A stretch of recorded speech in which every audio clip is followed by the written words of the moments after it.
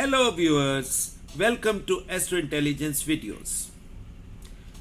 दर्शकों, जैसा कि आप पिछले कुछ समय से एक वेलकम चेंज हमारे वीडियोस में आप देख रहे हो, वो है कि हम वीडियोस को ज़्यादा लाइफ के करीब लेकर आ रहे हैं। एस्ट्रोलॉजी को लाइफ या लाइफ के इवेंट्स के साथ लाकर आपको एस्ट्रोलॉजी को एक डिफरेंट तरीके से समझाने का प्रयास कर रहे हैं।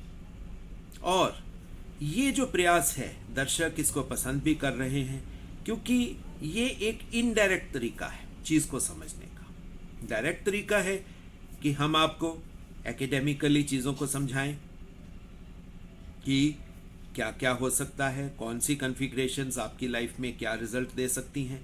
या दूसरा तरीका है कि लाइफ की इवेंट्स को उठाकर उनके माध्यम से हम समझने का प्रयास करें। कल लुधियाना में एक ऐसी ही एक घटना हुई। ये बाकी शहरों में भी हुई होगी, मगर क्योंकि मैं लॉजिक के साथ हमेशा बात करता हूं और लॉजिक के लिए हमें कोई ना कोई प्रूफ भी होना चाहिए। कल JEE, दैट इज जो ज्वाइंट एंट्रेंस एग्जामिनेशन है, जो इंडिया के बेस्ट इंजीनियरिंग कॉलेजेस में एडमिशन के लिए है, कल उसका एग्ज़ाम था। बट साइमल्टेनियसली कल इंडिया में बहुत सी ट्रेड यूनियंस ने अपना धरना प्रदर्शन भी रखा हुआ। बिकॉज ऑफ दैट धरना प्रदर्शन, सड़कों पे जाम लग गए। सड़कों पे जाम लगने की वजह से बच्चे या तो एग्जामिनेशन सेंटर तक पहुंच ही नहीं पाए, और जो पहुंचे भी वो बहुत लेट पहुंचे। अटेंडेंस ऑलमोस्ट 30% अटेंडेंस कम रही। अब इस न्यूज़ ने मेरे ऊपर इम्पैक्ट डाला कि ये एक एस्ट्रोलॉजी की वीडियो, और इसके माध्यम से हम बहुत सी चीज़ें लोगों को समझा सकते हैं कि लाइफ के इवेंट्स को आपको कैसे देखना है। अब आप देखिए, बच्चा पढ़ता है, अपनी तरफ से पूरी मेहनत करता है अच्छे इंस्टीट्यूट में एडमिशन लेने के लिए, और उसको लेने के लिए वो अपने स्कूल या कॉलेज में भी अच्छे तरीके से पढ़ रहा होता है, और कोचिंग सेंटर्स, बेस्ट से बेस्ट कोचिंग सेंटर्स में जाकर वो कोचिंग भी ले रहा होता है। क्योंकि ये जो एग्ज़ाम्स हैं बच्चे के करियर ओरिएंटेड एग्ज़ाम्स हैं। इसी तरह की लाइफ में बहुत सी घटनाएं होती हैं जिनसे हमारा करियर एक्चुअल में डेस्टाइन हो जाता है। मगर बच्चा अपनी तरफ से पढ़ा, पेरेंट्स ने अपनी तरफ से बच्चे को बेस्ट से बेस्ट एजुकेशन मुहैया करवाई, ना पेरेंट्स की किसी चीज़ में कोई प्रॉब्लम, ना बच्चे में किसी चीज़ की कोई प्रॉब्लम। बच्चा भी अच्छे ढंग से पढ़ा, अपने इंस्टीट्यूट में बहुत अच्छे नंबर भी ले रहा है। मगर अब सिचुएशन ऐसी बनी कि वो बच्चा एग्जामिनेशन दे ही नहीं पाया, या एग्जामिनेशन सेंटर पर जाम में फंसकर उसकी साइकोलॉजी इतनी अजीब हो गई कि वो ढंग से एग्जाम में अपीयर नहीं हो पाया। नेचुरल बात है, रिजल्ट तो उससे इफेक्ट करेगा। और जो बच्चे पहले पहुंच गए, या जिन बच्चे ने सेंटर्स कुछ ऐसे लिए जहां पर उस धरना प्रदर्शन की वजह से जो जाम लगा उसका कोई इम्पैक्ट नहीं हुआ, नेचुरल बात है, उनके और इन बच्चों के नंबरों में फर्क तो आ ही जाएगा। ऐसे इवेंट्स जो अनफोर्सीन है, जिसका एक्चुअल में नॉर्मल लाइफ के साथ कोई लेना देना नहीं है, जब वो इवेंट्स भी हमारे लाइफ को डेस्टाइन करते हैं या हमारे लाइफ के ऊपर इम्पैक्ट करते हैं, उन इवेंट्स को देखना और उनको जानना भी बहुत ज़रूरी है। नॉर्मली आप देखिए, ऐसे इवेंट्स के बारे में जब भी आप बात करें किसी एस्ट्रोलॉजर से, तो उसका बहुत सिंपल सी बात होती है। हम लोग क्या करते हैं, हम लोग अनफोर्सीन सर्कमस्टांसिस के लिए राहु या केतु को ही देखते हैं, या ज़्यादा से ज़्यादा सैटर्न को देखते हैं, शनि को देखते हैं, क्योंकि शनि डिले करवाने वाला प्लेनेट है। कुछ एस्ट्रोलॉजर कहेंगे कि जी आप जुपिटर को देखिए, 9th हाउस को देखिए, कि उसके भाग्य में JEE क्लियर करना लिखा ही नहीं था। अब आप देखिए, ये लिखा होना या ना लिखा होना, क्या एस्ट्रोलॉजी इन चीजों को बताने में सक्षम है? इस चीज को रिसर्च के तरह मैंने लिया और मैंने कल का ट्रांजिट चार्ट खोला, क्योंकि there should be logic to every question. बिना लॉजिक के सिर्फ हम हवा में बात कर दें, जी राहु की वजह से हो गया, शनि की वजह से हो गया, या किसी फला प्लेनेट की वजह से हो गया। अब उसमें एक चीज बताइए, चार्ट तो होगा किसी एक बच्चे का, या साथ में हम उसके फैमिली का चार्ट देख सकते हैं, मगर ये तो एक सामूहिक घटना थी, एक सिटी पूरी को इसने इफेक्ट किया। मगर अब आप देखिए, धरना प्रदर्शन बाकी सिटीज में भी लगा होगा। अगर वहां पे सेंटर्स अच्छी जगह पे हों जहां पर इस धरना प्रदर्शन या जाम का कोई मतलब ही नहीं, वो बच्चे टाइम पे पहुंच गए। अब ये जो इस तरह की घटनाएं होती हैं, नेचुरल बात है, बच्चों के जीवन पे तो इफेक्ट आया। सो इसको जानने के लिए अगर हम सोचें कि हम ट्रांजिट्स को ही देख लें, कि उस समय की प्रश्न कुंडली बनाई जाए, प्रश्न कुंडली बना के प्रश्न कुंडली के माध्यम से इसका आंसर लेने का प्रयास करें, मगर अब इसमें भी एक प्रॉब्लम है। अब ट्रांजिट तो पूरे इंडिया में मोर और लेस ऑलमोस्ट एक सा ही आएगा। अब वो पर्टिकुलरली किसी एक सिटी के बच्चों पर या कुछ उस सिटी के भी कुछ खास बच्चों को ही क्यों प्रभावित कर रहा है? नॉर्मल में हम इन क्वेश्चंस के आंसर नहीं लेते, या हम एस्ट्रोलॉजर्स उनके आंसर्स देते ही नहीं, क्योंकि कहीं ना कहीं सबको लगता है कि ऐसे आंसर्स लेने या देने में एक्चुअल में लेना देना ही पड़ जाएगा, क्योंकि डिफिकल्ट है, डीप है, क्योंकि इसमें सिर्फ उस बच्चे का अकेले का भाग्य नहीं है, इसमें बहुत से बच्चों का भाग्य है। सो हम एक चार्ट पे बेस नहीं कर सकते। अब ट्रांजिट की बात करते हैं तो एक ही शहर में काफ़ी सेंटर्स होते हैं, जैसे लुधियाना मेट्रोपॉलिटन सिटी है, बड़ा सिटी है, इसमें भी कई सेंटर्स हैं, हर सेंटर पे सेम इफेक्ट नहीं आएगा। अब एक सिटी का ट्रांजिट तो मोर और लेस सेम ही आएगा, तो वो पर्टिकुलर उन बच्चों पे ही क्यों उसका इफेक्ट आया। सो इसके आंसर्स ढूंढने के लिए हमें एस्ट्रोलॉजी को हॉलिस्टिक अप्रोच में लेना पड़ेगा। ऐसे नहीं है कि हम क्वेश्चंस के आंसर को सिर्फ हवा में छोड़ दें, या परमात्मा पे छोड़ दें, या डेस्टिनी पे छोड़ दें, जो नॉर्मली आज की डे में ये चल रहा है। जिस क्वेश्चन का कोई आंसर नहीं है उसको या तो भाग्य पे छोड़ दो, डेस्टिनी पे छोड़ दो, या परमात्मा पे छोड़ दो कि जी परमात्मा चाहता नहीं था। बट हम इनके आंसर्स खोजने का प्रयास चार्ट के माध्यम से ही करेंगे। सो चलते हैं कल का, यानी कि 8 जनवरी 2019 का चार्ट, जहां से ये प्रॉब्लम एक्चुअल में शुरू हुई। चार्ट के माध्यम से देखने का प्रयास करेंगे और वहां से क्वेश्चन के आंसर्स लेने का प्रयास करेंगे। देखते हैं क्या निकलता है। दर्शकों, ये अब आपके सामने स्क्रीन पर आप देख सकते हैं जनवरी 8, 2019 11:21, यानी कि कल का ऑलमोस्ट 11:30 बजे का ये चार्ट है, जब हमने सीधा चार्ट बनाया। अब यहां पर आप अगर देखोगे तो ये मीन राशि का चार्ट है।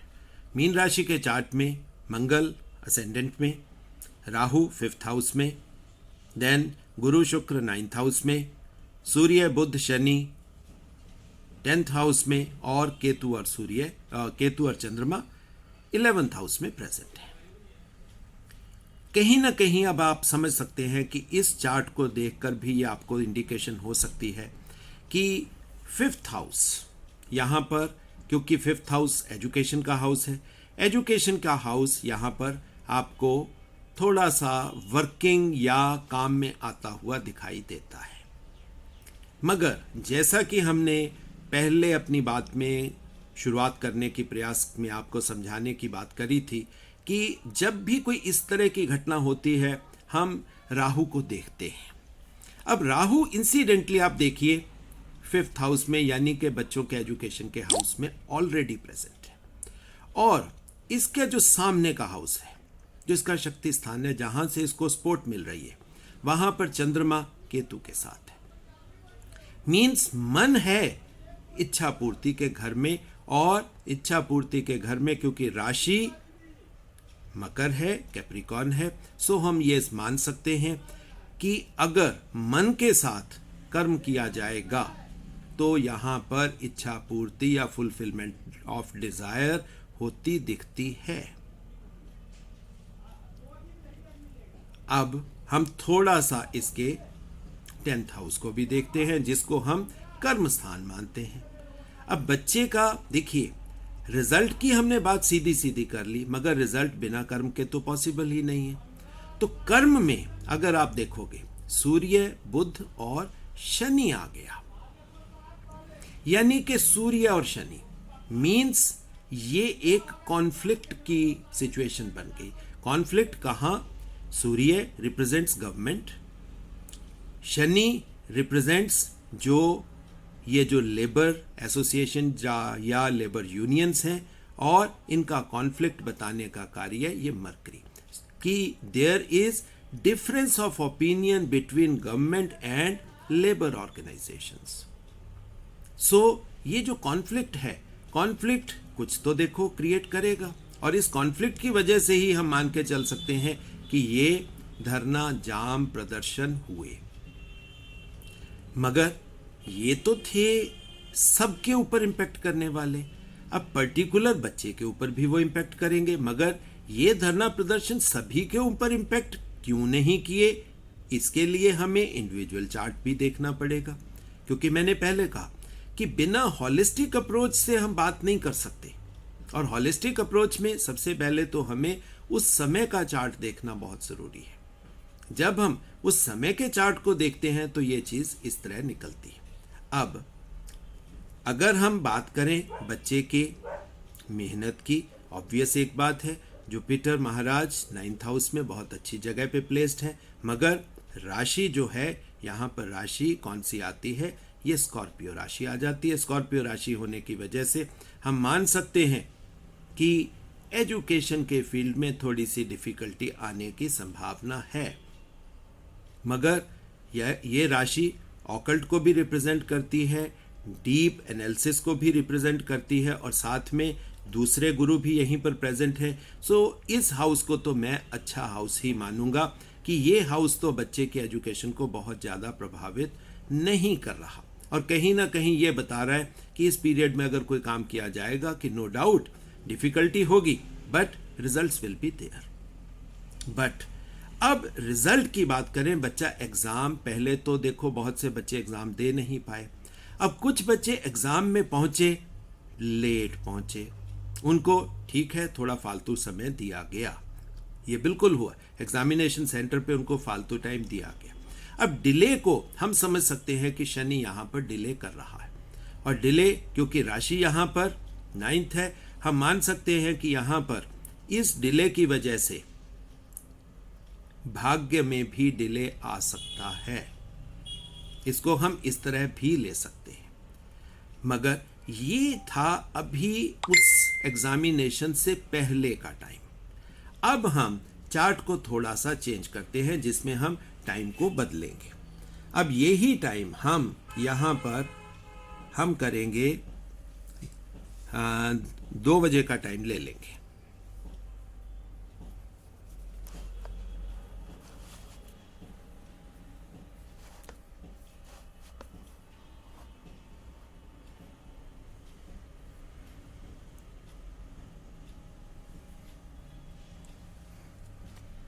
हम यहाँ टाइम लेते हैं थोड़ा सा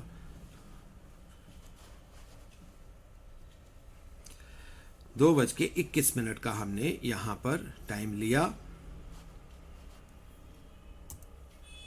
अब आप देखिए, अब ये चार्ट 2:21 का मीन्स ये एग्जामिनेशन के टाइम का चार्ट है। जो चार्ट अब आपके सामने बन गया। अब आप देखिए, समय परिवर्तन से अब हुआ क्या? हुआ ये कि अब बच्चे के कर्म स्थान में राहु महाराज पहुंच गए और जो उसका साइकोलॉजी का हाउस था, जो उसका सुख स्थान था, वहां पर चंद्रमा और केतु। मीन्स जाम में फंसने की वजह से बहुत से बच्चों की साइकोलॉजी ऐसे हो गई कि वो एग्जाम को केतु की वजह से डिसोशिएट कर गए। अब आप देखिए एस्ट्रोलॉजी कैसे काम कर जाती है कि बच्चों की साइकोलॉजी में जो परिवर्तन हुआ, जो बच्चे बीच में ही कि अब लेट हो गए एग्जाम को छोड़ के चले गए, मगर जो बच्चे हिम्मत करके कि कोई बात नहीं है पहुंचते तो हैं, उनको एग्जाम में बैठने भी दिया गया और उनको एडिशनल टाइम भी मिला। अब आप देखिए ये कहां से इंडिकेट होता है? जिन बच्चों ने, थर्ड हाउस आप जानते हैं एफर्ट्स का हाउस है, और एफर्ट्स वो हैं जो हम अपने करियर को बनाने के लिए लगाते हैं, क्योंकि थर्ड हाउस सामने नाइन्थ हाउस को देख रहा है। थर्ड हाउस में जो भी कार्य किए जाएंगे उससे नाइन्थ हाउस सीधा अफेक्ट होता है।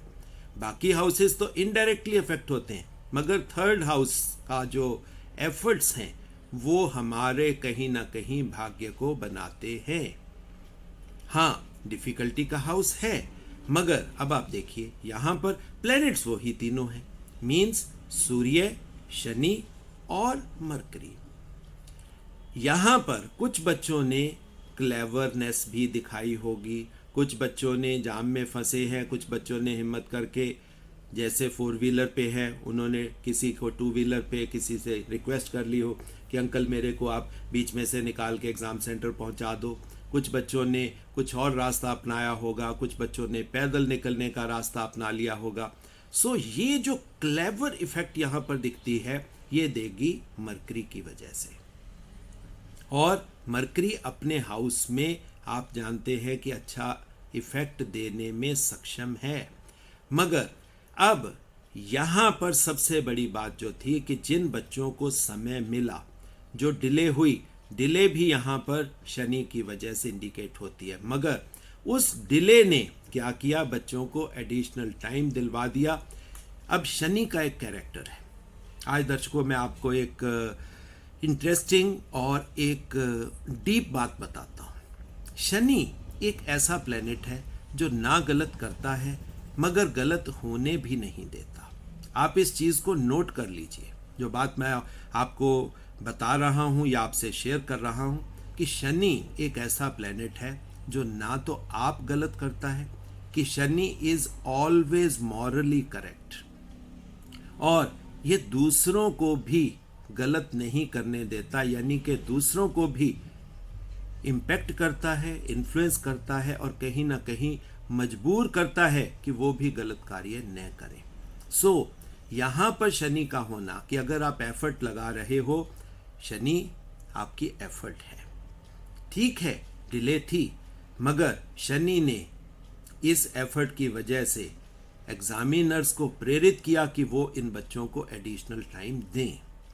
अब एडिशनल टाइम देने से क्या हुआ, अब ये भी एक साइकोलॉजी के कुछ बेसिक फंडास हैं, उनमें से ये फंडा भी है, जहाँ पर भी सूर्य और शनि इकट्ठे होंगे वहाँ पर हमेशा शनि ज़्यादा बलवान हो जाता है।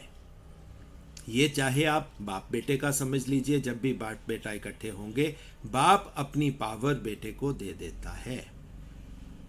आप इस तरह नॉर्मल, क्योंकि आज की वीडियो बिल्कुल लाइफ की चीज़ों से संबंधित है, सो यहाँ पर शनि ही बलवान है। जब शनि बलवान है तो शनि ने एग्जामिनर्स को प्रेरित किया, चाहे उन्होंने ऊपर से परमिशंस ली, इन बच्चों को एडिशनल टाइम दिया गया। और जिन बच्चों को एडिशनल टाइम मिला, चाहे उनके एफर्ट की वजह से, चाहे उनके क्लेवर होने की वजह से, कहीं ना कहीं वो इम्पैक्ट किस चीज़ को करेगा, उनके सूर्य को बलवान करके उनके भाग्य में वृद्धि करेगा।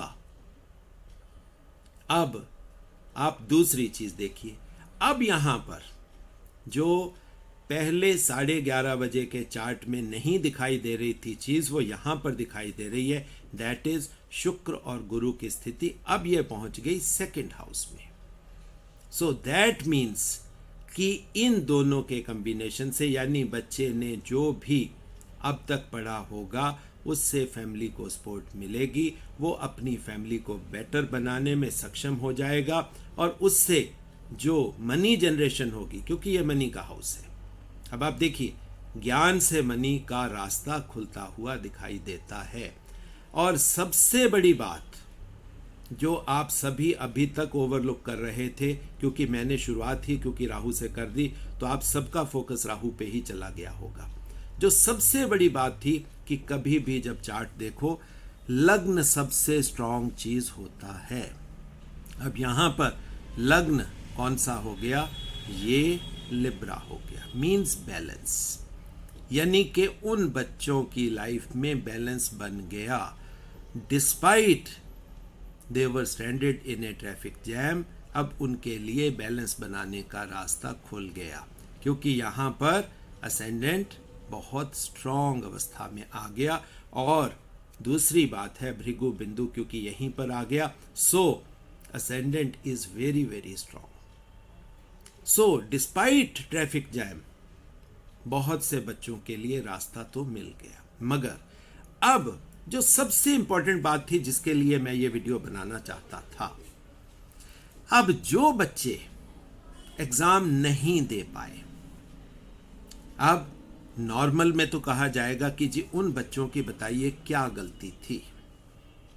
ना उनकी कोई गलती, ना उनके पेरेंट्स की कोई गलती। यस, ये क्वेश्चन बहुत ही इंपॉर्टेंट है और इसका आंसर भी इसी चार्ट में पड़ा है। और वो क्या है? वो पड़ा है that is in fourth house. अब फोर्थ हाउस में जब आप देखते हो, फोर्थ हाउस क्या है? ये आपका सुख स्थान है। जब आपने अपनी साइकोलॉजी को सुख स्थान में ले गए, आपने एफर्ट का रास्ता, यानी कि थर्ड हाउस को छोड़ के आप सीधा फोर्थ हाउस में ही चले गए, अपने कंफर्ट जोन में आप चले गए और आपने सीधा फैसला ले लिया कि जी एग्ज़ाम को छोड़ दो, तो आप समझ सकते हो कि अब उनकी लाइफ में कन्फ्यूज़न ही कन्फ्यूज़न है। आपके जैसे ही ये फैसला यहाँ से लिया गया, आपका कर्म स्थान कन्फ्यूज़न से भर गया।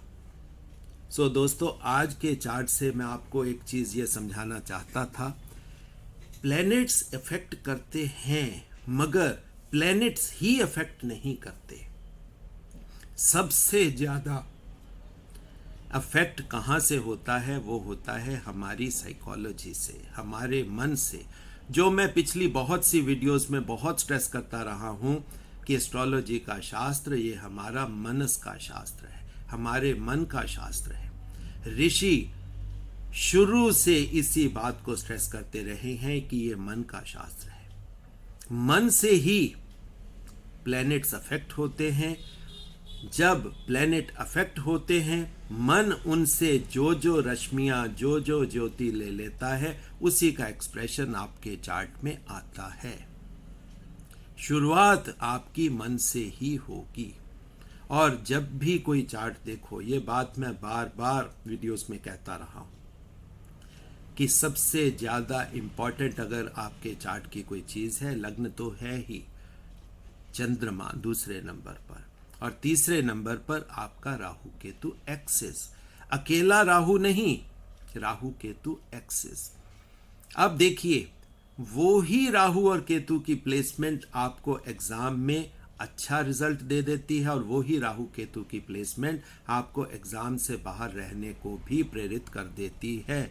मगर ये राहु केतु का एनर्जी एक्सेस नहीं कर रहा, ये हमारा मन कर रहा है, हमारा मनस, हमारा मून।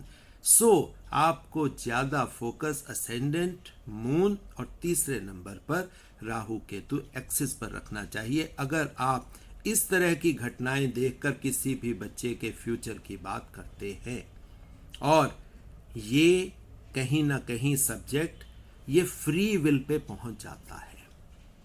हम कहते हैं कि ये चीज़ें हम अपने जीवन में पिछले जन्म के कर्मों की बदौलत लेकर आए हैं। हम सीधा लेबल कर देते हैं कि जी उस बच्चे का भाग्य ही वैसा था। हम लेबल कर देते हैं हम कि जी परमात्मा चाहता ही नहीं था।